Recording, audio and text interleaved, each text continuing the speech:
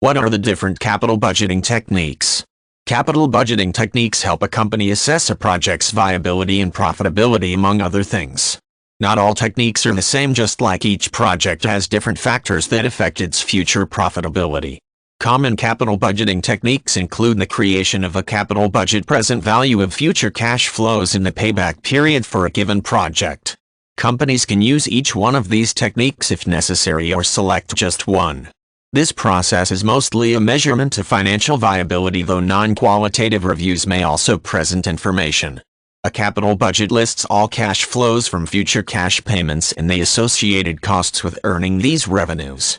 The difference is usually in the negative, as the majority of new projects have costs that greatly exceed the initial revenue projections.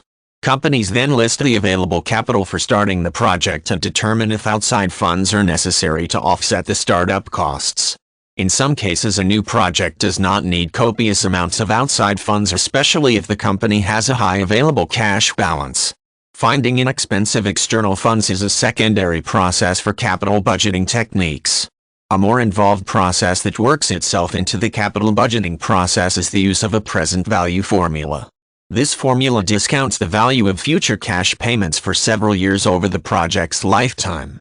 A discount factor applies to each of the year's cash flows in the given time period, eventually bringing all of the future dollar values to current value. Capital budgeting techniques that use present cash flow formulas allow for a dollar-to-dollar comparison of dollar values. This process is a bit more involved, though it generally allows for a different and sometimes more accurate review of capital budgets in related projects. The payback period is a very simple formula that provides basic information on various capital projects. Among the many types of capital budgeting techniques, the payback period is typically the simplest to compute, though it most likely presents the weakest information for making decisions. To compute the payback period, an individual in the company simply adds up the annual cash values for each period in the future and then adds up the startup costs for the new project. Dividing the total revenue projections by the total startup costs indicates how long it will take the company to recoup these costs. Again, this does not necessarily indicate the future financial viability of the project.